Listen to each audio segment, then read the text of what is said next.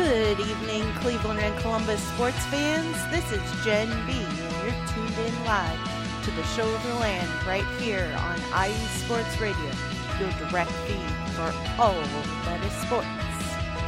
Today we're going to talk Guardians, some roster moves, mostly pitching, all pitching, I believe, how the last week of games have gone. We're going to talk Browns, Titans, a few roster changes, and some stats. We're going to talk about the Columbus Crew and how they're doing right now and how their last couple of games went. And we're going to talk about the Columbus Blue Jackets preseason, and we'll touch a little bit on the Cavs, whose season is coming up in a few weeks. So stay tuned. So first we're going to talk some Guardians. We have some roster moves that have been made over the last week. Mike Kelly was activated from the injured list. Matt Moore was released and claimed by the Marlins on waivers. Logan Allen was placed on IL with left shoulder inflammation, and Mike Kelly was elevated from AAA Columbus to the active roster. So the Guardians this past week finished out a series with the Kansas City Royals in which the Guardians were swept. Boo. So game 1 happened last week. We talked about that last Tuesday. Game 2 was a 7-6 loss. Logan Allen was the pitcher, and that is when he got injured and was subsequently placed on the IL. Josh Naylor had a 2 RBI single in the 5th inning.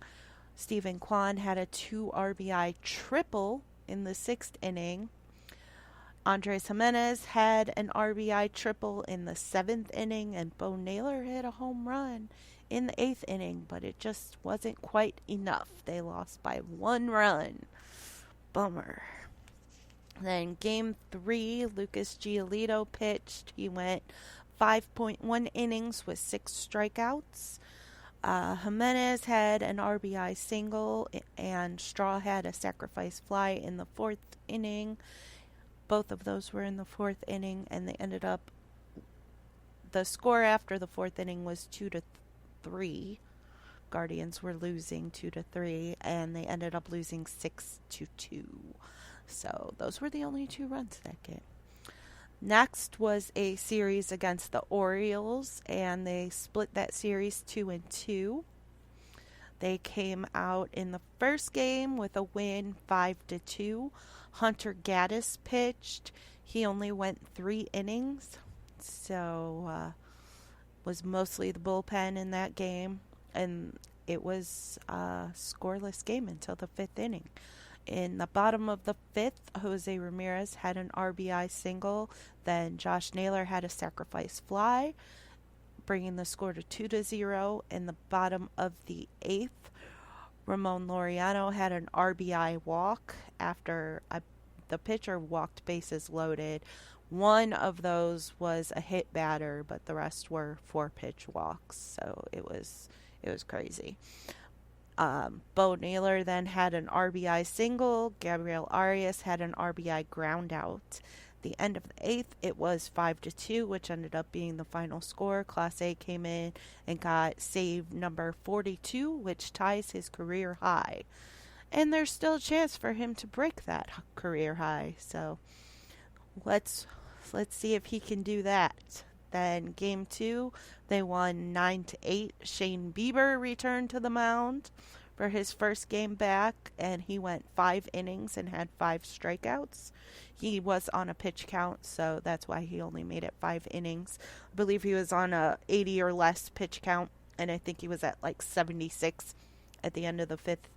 So they moved him out after the 5th inning. In the bottom of the first, Cole Calhoun had an RBI double. Then Andres Jimenez had a sacrifice fly, and that brought the score to 2-2. Bottom of the second, Straw had an RBI single, bringing the score to 3-2. Bottom of the fourth, Jose Ramirez had another RBI single. Josh Naylor reached on an error and a run scored, and then Cole Calhoun had a sac fly. The end of the fourth, the score was 6-5. In the seventh inning, Will Brennan had an RBI single. And then at the bottom of the ninth, David Fry had a walk-off RBI double to bring the score to 9-8. After that game, the Guardians were unfortunately eliminated from the playoffs because the Twins won their game that same day. So the rest of the season doesn't really matter, but, it is what, still got to talk about it. So, game 3, they lost 2-1. Quell Quantrill pitched 4 innings, and Andres Jimenez had a home run. Game 4, they lost 5-1. Tristan McKenzie made his return. He did not pitch very long. I was not able to watch that game because it was at the same time as the Browns game on Sunday, so I'm not sure how long he did make it, but I did tune into the game around the 4th inning. At halftime of the Browns game, and Tristan was no longer pitching, so he went out sometime before that. They have 2 more series left. They'll play the Reds tonight and tomorrow. Actually, they're getting ready to start the first game against the Reds here in a few minutes, and then they'll finish out the season against Detroit this weekend, Friday through Sunday. Tonight, Lucas Giolito is getting the start, and like I said, that game's starting in a couple of minutes. I believe it's a 6:10 start. That is pretty much it with the Guardians. Not a whole lot happening with them right now since they've been eliminated from the playoffs. There's a lot of wondering what's going to happen next. There's some rumors that Tito will be calling it quits after this season. There has been no official announcement, but they are passing out thank you Tito shirts at the game on Friday, I think it is. It might be tonight's game. I'm not 100% positive on that, but they are doing thank you Tito shirts, and they're offering $11 tickets to the reserve seats in honor of his 11 seasons with the Guardians. So it'll be interesting to see what happens. I know he has said that he wants to focus on the team, not on him. So he didn't want to make any announcements during the season, especially while they were still in playoff contention. So we'll see what happens with that, but there is a good chance that this Sunday will be Tito's last game as the manager of the Cleveland Guardians. So we wish him well if he does decide to retire. I don't know if he'll remain somewhat involved with the organization after that. It is quite possible.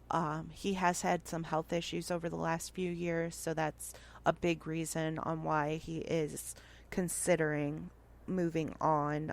It's too much stress on him with his health. So we wish him all the best if that is his decision, and we look forward to seeing what the Guardians decide to do next with next season. Hopefully they'll get themselves a power hitter or something to help clean up this lineup just a little bit. I would not be sad to see Miles Straw go.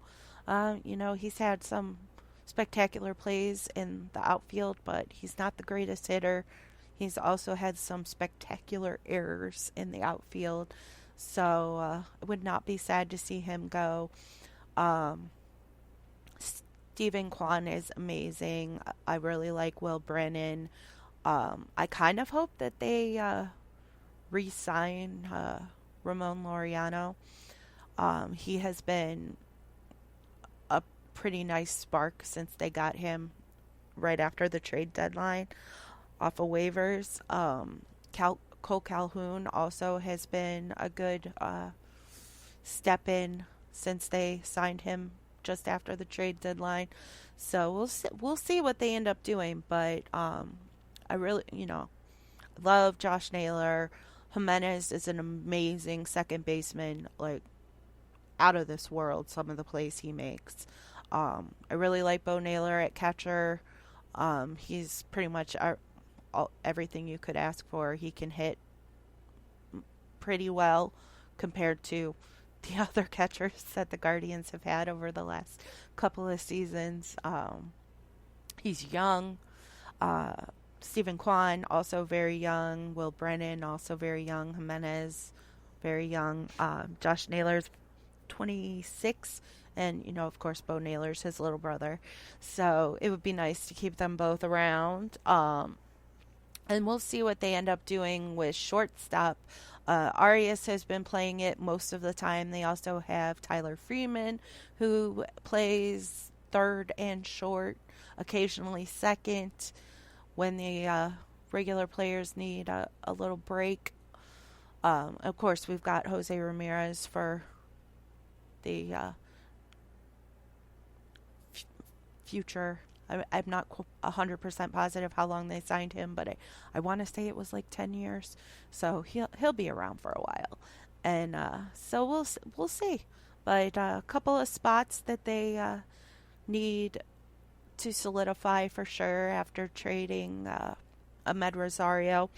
He was the shortstop, so we'll see what they end up doing with shortstop, if they stick with Gabriel Arias or if they try and bring somebody else in, if they try and add some bats to the lineup.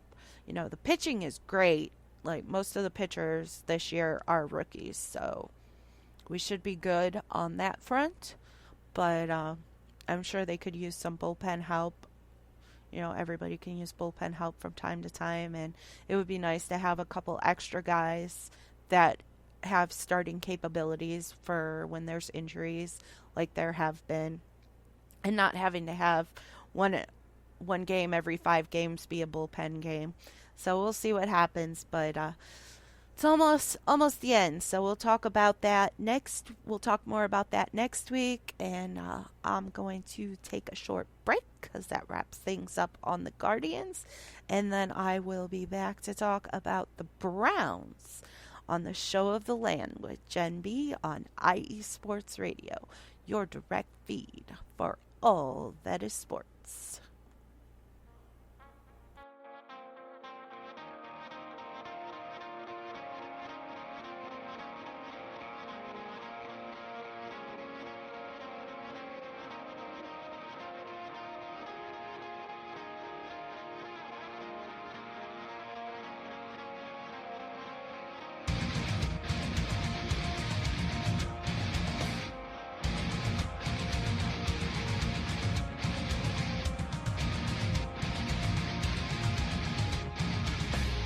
Hey sports fans, do you like wine? Well, we've got the show for you. This is Let's Wine About Sports, a show where we talk about wine and sports simultaneously. From the classic Cabernet Sauvignon all the way down to the grapes that you've never even heard of before. Oh yeah, we cover it all. And we'll talk about a little bit of sports as well. Football, hockey, collegiate, women's sports, it doesn't matter. We're going to talk about it all, and we're going to whine about it all. So join me Monday at 8 p.m. on IU Sports Radio, your direct feed for all that is sports.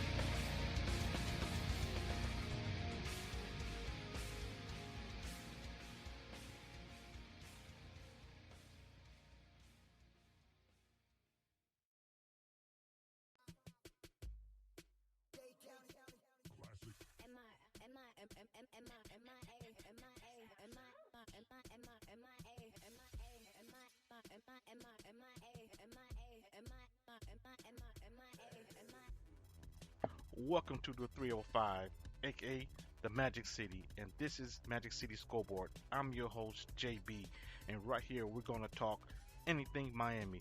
Miami Dolphins, Miami Heat, Miami Hurricanes, Marlins, Panthers, Inter Miami, and even high school football.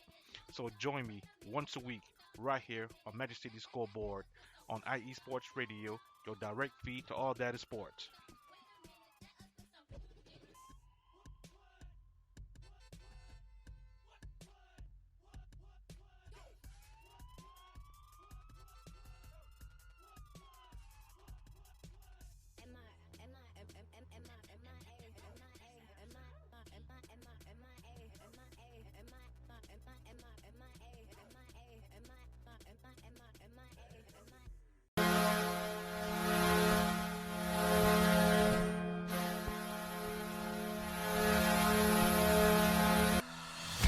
Hockey fans, I'm Adam Kernick.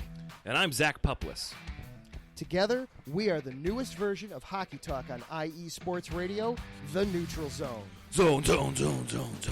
We love hockey, but we also know it's not everyone's first sport. So we want to make this show as much for new fans as for the diehards. Whether you can name all the Swedes on the '08 Red Wings Stanley Cup team, or if you can't tell if Varlamov is a goalie or the latest trendy vodka, we're here to help. With facts, figures, and outrageous fans, we bring you all the hard-hitting hockey news you can handle, while still keeping it fun and on the rails. Well, mostly. So tune in every week as we go around the hockey world, from college to Canada, the minors and the majors, and everywhere in between. So bring your cellies, And your one-timers, your wicked wristas. and be sure to protect your five-hole. Catch the Neutral Zone every week on IE Sports Radio, your direct feed for all that is sports. We promise not to pick on the Arizona Coyotes every episode.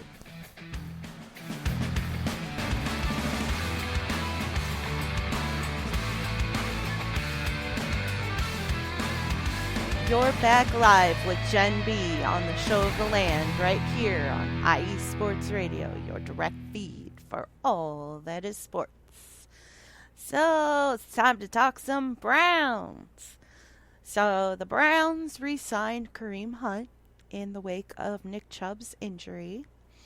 Nick Chubb was moved to the IR, but there was some good news. I spoke about it a little bit on my little pregame video that I posted on X this past weekend, but I want to reiterate the damage is not as bad as was suspected. It is an MCL tear, and the ACL does show some damage but does not appear to be torn. He will have surgery. He may have already had it. I'm not sure. I haven't heard any definitive reports on that, but he's expected to have surgery if he hasn't already to repair the MCL tear and to do any repairs necessary to the ACL and see if by chance there's more damage than they could see on the scans. But as of last report, his recovery time is expected to be 6 to 8 months, which is significantly better than it would have been based on the initial reports.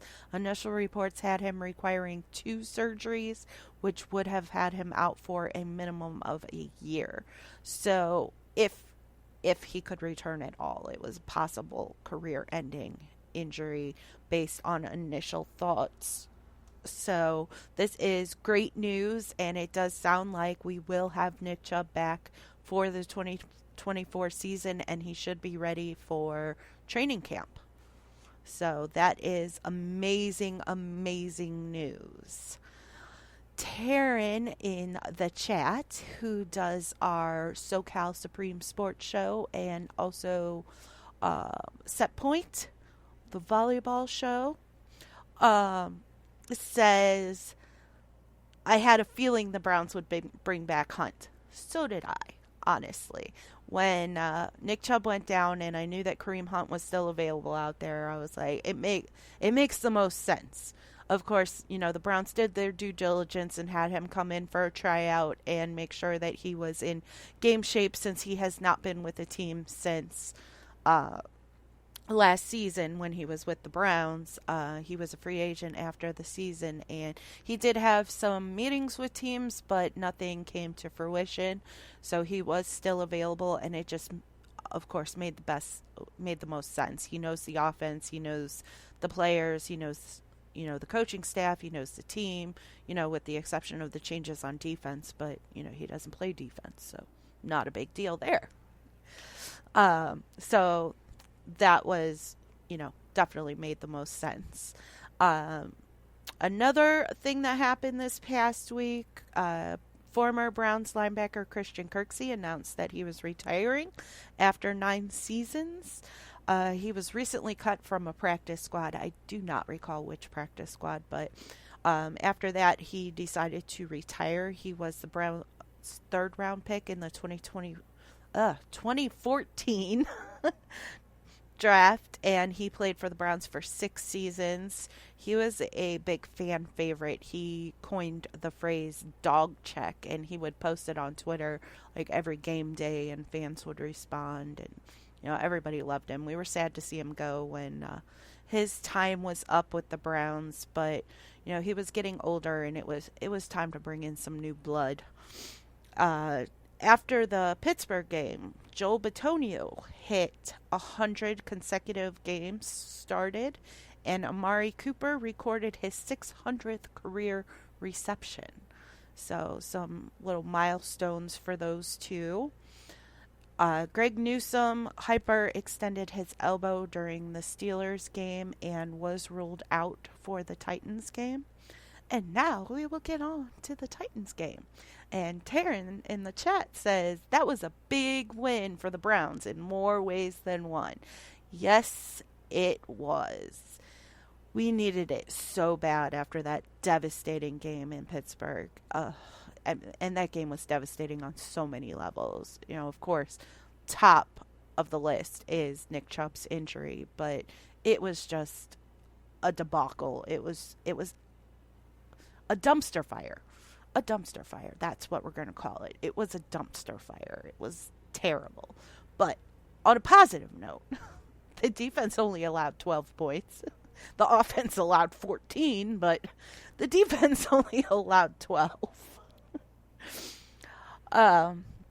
So we'll get on to the Titans game. The Browns won the game 27-3.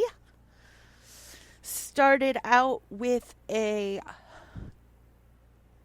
one true D-Hop, Dustin Hopkins, 48-yard field goal to make the score 3-0. Elijah Moore had a fumble that the Titans recovered inside the red zone, but the defense was able to hold them, actually push them back, and force a field goal, bringing the score to 3-3. Then Deshaun Watson had a 19-yard touchdown pass to Jerome Ford to bring the score to 10-3.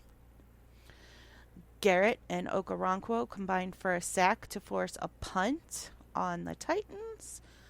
And then Dustin Hopkins had a 52-yard field goal to bring the score to 13-3.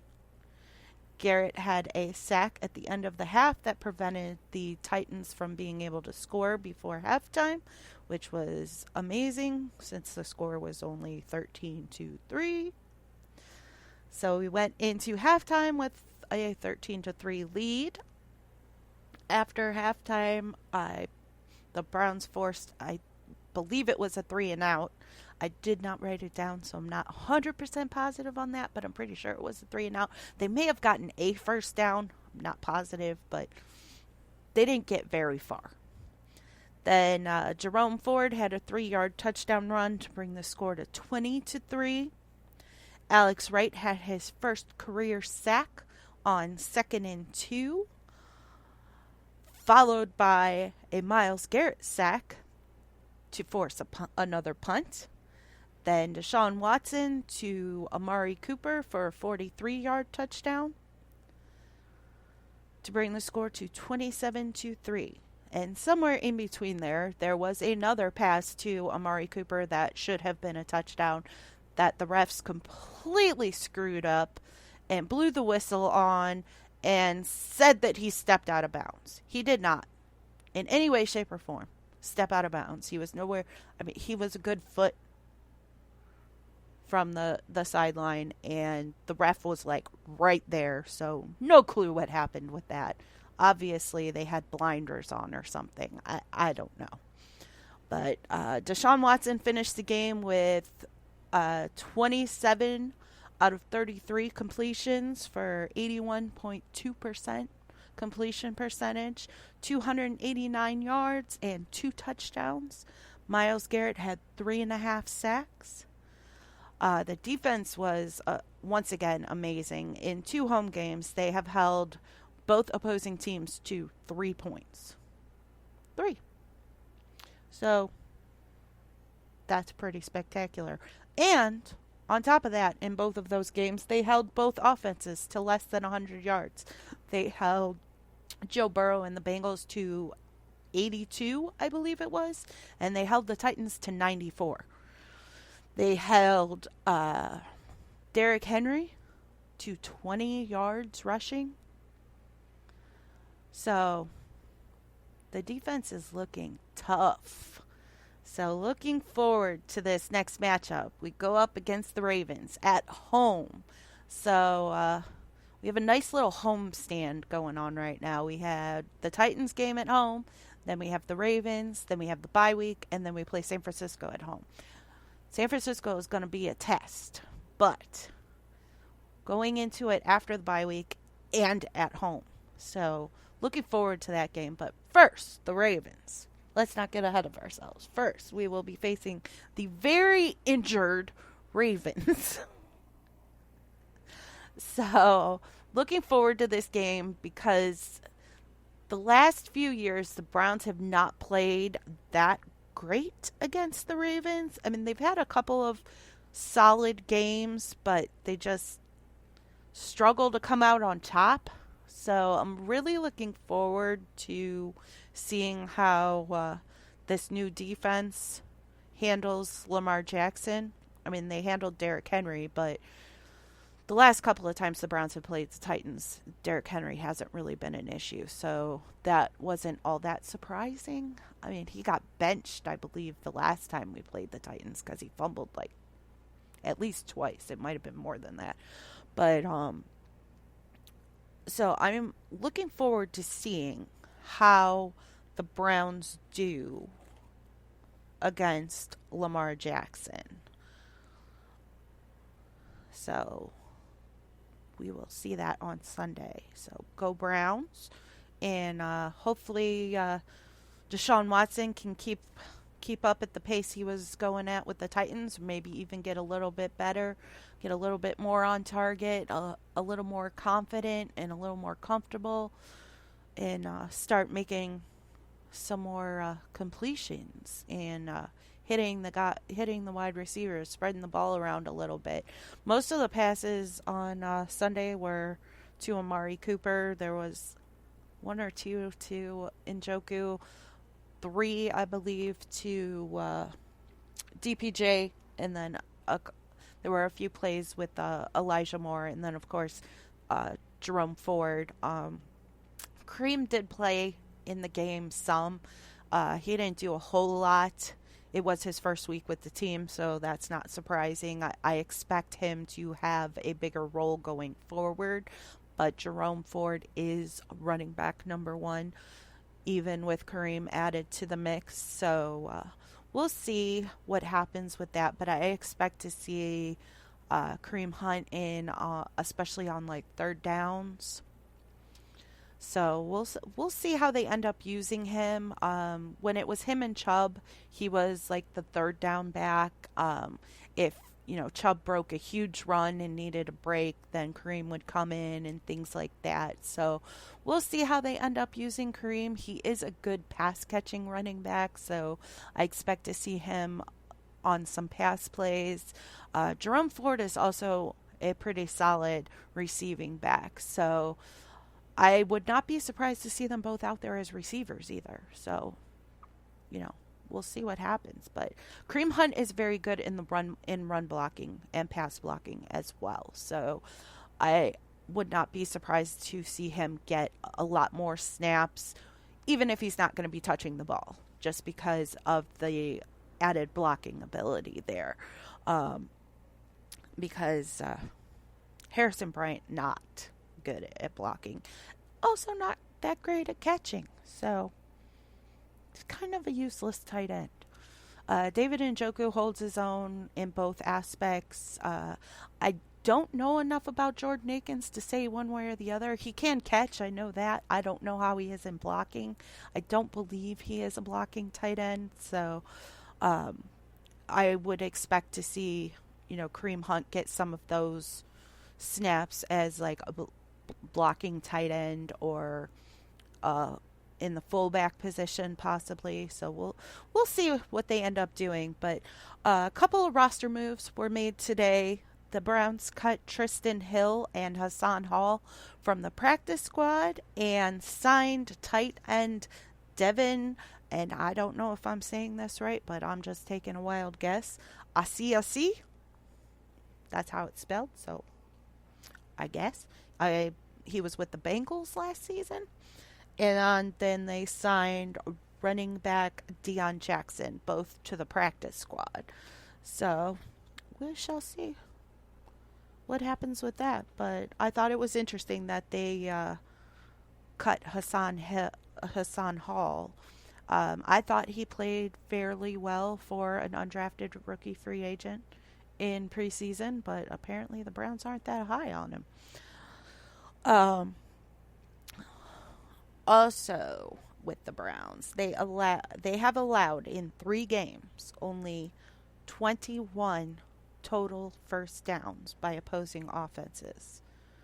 That is number 1 in the league, and the next closest is the Bills at 41. 20 more. Crazy, right? So this defense is something special. A lot of the talking heads were saying, yeah, the defense is going to be better with Jim Schwartz. Of course it's going to be better with Jim Schwartz, blah, blah, blah. But, don't expect huge jumps. I believe they were ranked 22nd last season, maybe 27th or 22nd. It might have been 22nd in pass and 27th in run. I don't remember, but it was bad. Just bad. They were like, they're not going to go from 20-something up to top 5 defense. Just be happy if they're in the top 10, top 15, right? They're in like the top 3 right now. So I'll take it. Jim Schwartz better never go anywhere. We need him forever and ever and always.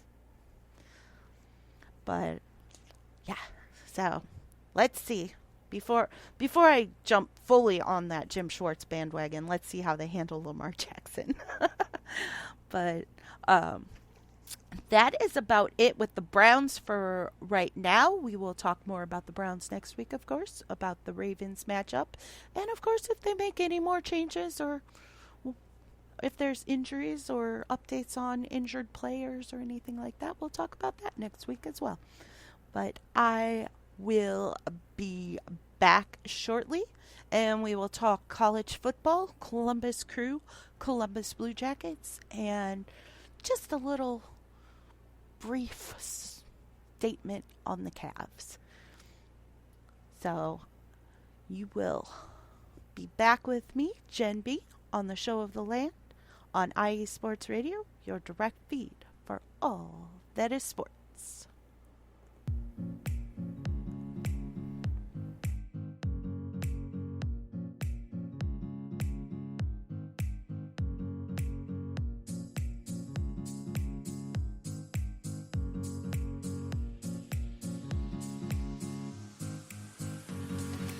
Hey there, sports fans. Are you looking for a sports show that maybe isn't 100% about sports? Then you might want to check out the Sports Couple Perspectives right here on IE Sports Radio, your direct feed for all that is sports. Most sports shows cover only scores and stats, and while we're not opposed to that, we dig a little deeper into sports issues and some of the hottest topics in athletics. In addition to sports, we take a journey through my neck of the woods, pop culture, with movie reviews of both sports and non-sports films. Speaking of pop culture, make sure to participate in our game nights, where we quiz each other on our specialties, and you, the listeners, can win IE Sports Radio apparel. We always have a great time learning more about each other's worlds, one show at a time. So join us each week on the Sports Couple Perspectives, right here on IE Sports Radio, your direct feed for all that is sports.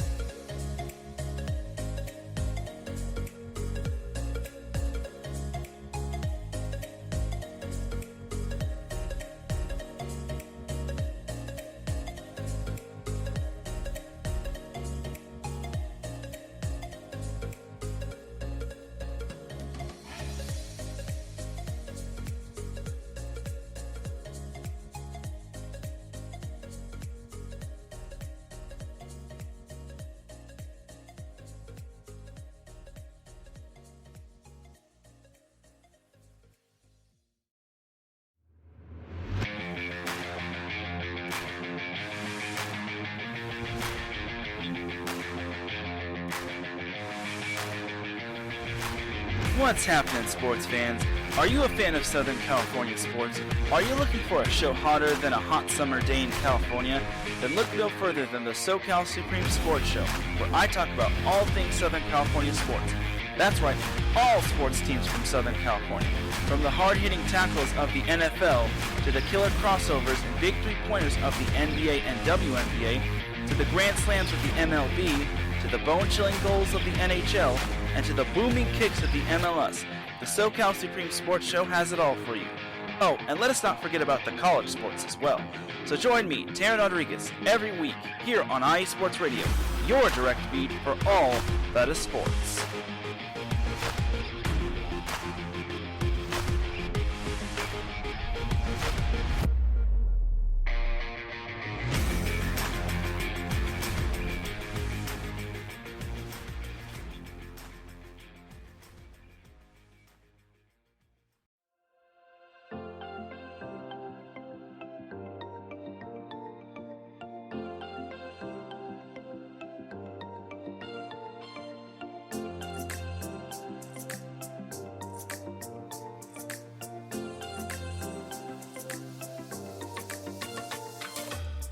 Are you a fan of Buffalo sports? Are you thinking of changing loyalties and becoming a Buffalo sports fan? Do you even know where Buffalo is on the map? Did you know Canada is closer to Buffalo than New York City? Welcome to the Buffalo Huddle, every Tuesday night at 7 p.m. Eastern Standard Time and 4 p.m. Pacific Coast Time on IE Sports Radio, your direct feed for all that is sports. I'm your host, Patty Bax. This is a podcast designed for you, the passionate sports fan. I know you love your sports. Who doesn't? I cover Buffalo sports and so much more by bringing in the human elements. I call it Buffalo sports with a twist. Join me as we take a journey into the world of Buffalo sports. I guarantee you'll fall in love with Buffalo just like I did. Each week we start with an inspiration, question of the day, a Buffalo fun fact, and our weekly challenge to you, the listener. Come huddle up with me. Every Tuesday at 7 p.m. Eastern Standard Time and 4 p.m. Pacific Coast Time for the Buffalo Huddle with Patty Bax on IE Sports Radio, your direct feed for all that is sports. As we say in Buffalo, go Bills!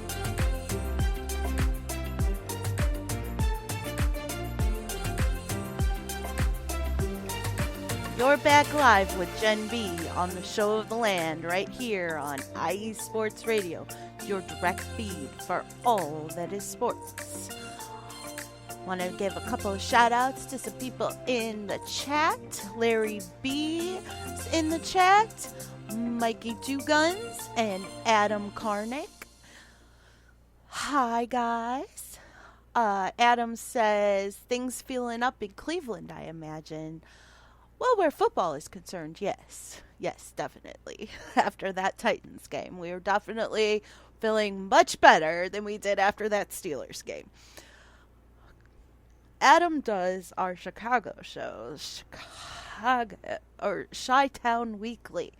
So, sorry about them Bears, Adam. Yeesh.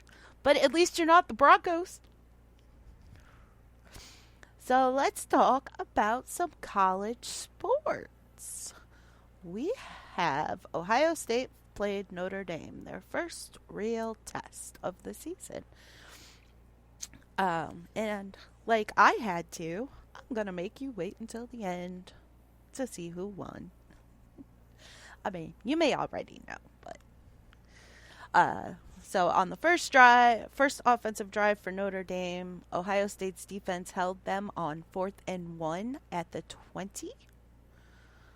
Then the defense held Notre Dame to a 47-yard field goal attempt that was no good. Notre Dame then held Ohio State on 4th and goal at the goal line, like literally at the goal line. Like, you can't get any closer to the goal line without it being a touchdown, and they held them. But, you know, it is what it is. Then at the end of the half, OSU kicked a field goal to end the half, bringing the score to a whopping 3-0 at halftime.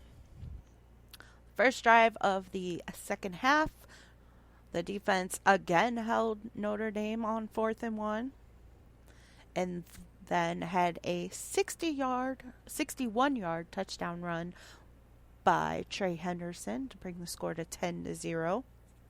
Harrison Jr. was hurt on that play, blocking. He did end up coming back in. It was an ankle sprain. He came back in with his ankle heavily taped.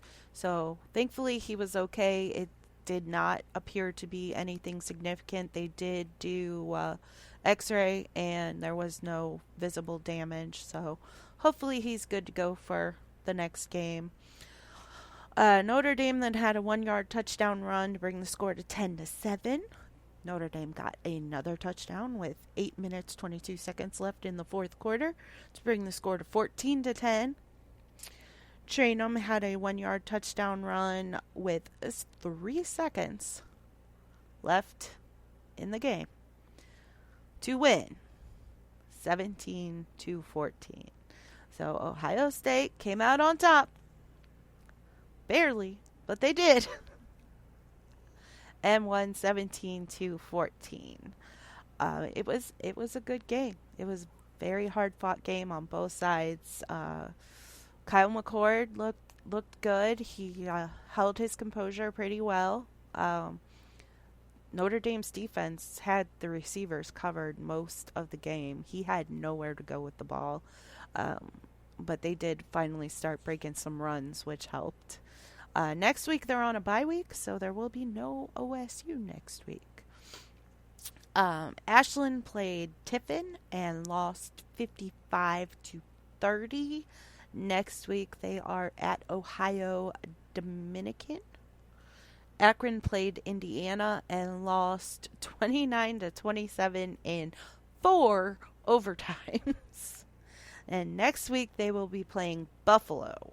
That will be a tough matchup. So we will look forward to seeing how that one plays out.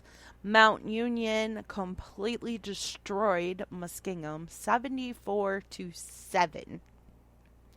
And they will be playing Ohio Northern next week. Kent State got destroyed by Fresno State 53-10. And they will be playing Miami of Ohio next week. Heidelberg lost to John Carroll 34-7. And next week Heidelberg is at Muskingum and John Carroll will be playing Wilmington.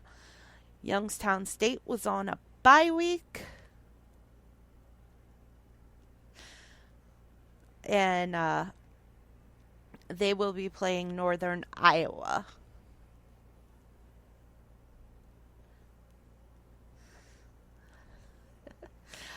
Adam in the chat says Ohio State Notre Dame, a classic West Coast Conference matchup. Oh. All right. So now on to the crew. So they played the Chicago Fire and won 3-0. Cucho Hernandez had another hat trick.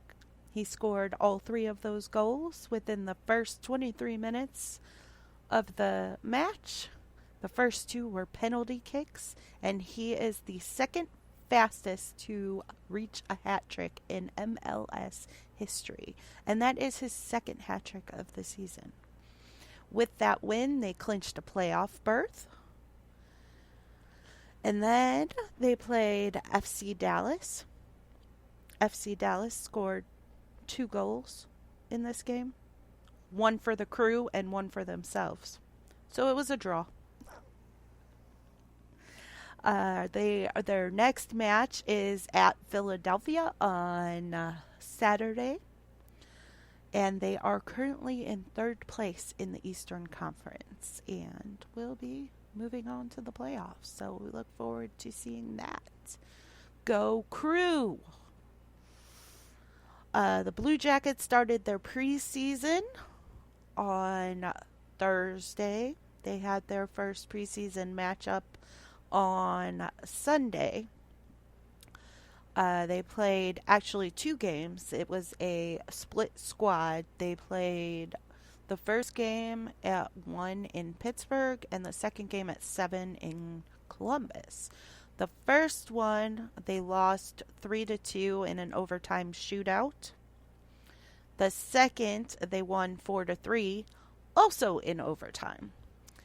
From what I have seen, Adam Fantilli, their 3rd round draft, or their number 3 overall draft pick, has been playing very well, and he is building a great chemistry with Patrick Lane. So that will be something to look for when the season starts in about 2.5 weeks. Their first regular season game is on October 12th.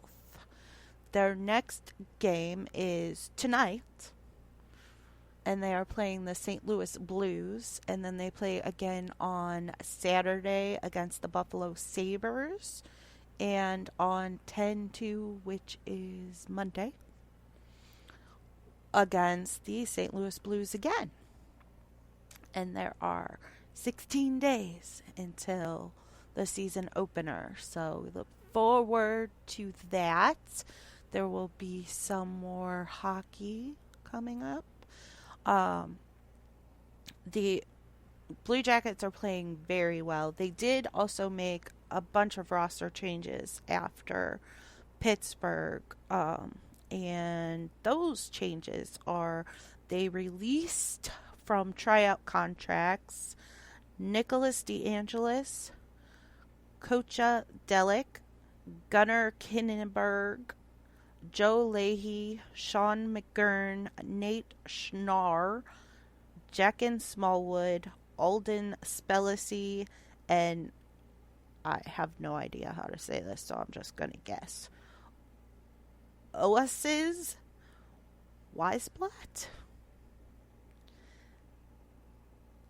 And then they also returned Luca Pinelli to the Ottawa 67s in the Ontario Hockey League, and Tyler Peddle to the Drummondville Voltigeurs in the Quebec Major Junior Hockey League. So they made a few roster changes. Delic actually did score a goal in the Traverse City tournament, so I was kind of a little surprised to see that, but you know, they can only keep so many players, so you know, unfortunately, just like has been happening with the Browns lately, sometimes you gotta let good guys go. So Adam in the chat says, gotta love these Eastern Europe hockey names. I'll tell you what, I can't read half of these names. It's worse than basketball. So much worse than basketball. Speaking of basketball, the Cavs are about to get underway in the preseason. 2 weeks from today, their first preseason game is on October 10th. And we are Jarrett Allen days away from opening day, 31 days. So a little over a month from today will be the season opener for the Cavs. So we've got Cavs and hockey starting soon, and then the Guardians will be done after Sunday. So the Guardians finish out the season on Sunday, and hopefully the Browns kick the Ravens, you know what, on Sunday. Ass, I'll just say it, because I did check explicit. Hopefully they kick the Ravens' asses on Sunday. And then the Blue Jackets are finishing up preseason and will be starting a little over 2 weeks from today on the 12th of October. So we'll have some hockey coming up and then basketball shortly after that. The Guardians will be done, so we won't be talking much about the Guardians for a while. And then, of course, we'll still have the Browns. So that will be fun. And, crew playoffs. So hopefully they'll do well in the playoffs and go far, and we'll have some good soccer talk going, and maybe announcing Tito's retirement here in the next show or two when he makes it official, unless he waits. Who knows? I mean, he's waited this long. So, I mean, they are giving out thank you T-shirts. So, I would assume that means he's retiring, and the front office already knows that. But, no official announcement, so we can't be making assumptions, I guess. But, that's what we do as humans. We make assumptions. But, so just a little recap. The Guardians going to be playing the Reds. Well, they are playing the Reds, and you know what? If you give me a second, I'll see how that's going right now. They're playing the Reds for the next 2 days. Then they're off on Thursday, and then they will be playing the Tigers. Oh, they're winning 3-0 in the top of the third. So, woohoo! Go Guardians. And so they'll finish out with the Reds tomorrow. Then they're off, like I said, they're off on Thursday, and then they play the Tigers Friday, Saturday, and Sunday, and then the season is over because they have been eliminated from the playoffs. So, boo to that, but, Then we've got the Browns-Ravens on Sunday. Go Browns. Blue Jackets are playing tonight, and then both the Blue Jackets and the Crew are playing on Saturday. And then we've got a bunch of college football, of course, on Saturday. And the Cavs start on the 10th. So that's where we're at. And that about wraps things up for today. So thank you for joining me, Jen B, tonight on the Show of the Land.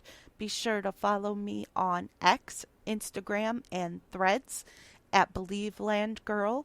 On TikTok at Jen with 2 N's, JENN, .believeland. And you can follow the show also on X at Show of the Land IE. Next up is the Buffalo Huddle with Patty Backs. And be sure to catch me next Tuesday at 6 p.m. Eastern on the Show of the Land for more on Cleveland and Columbus sports right here on IE Sports Radio, your direct feed for all that is sports.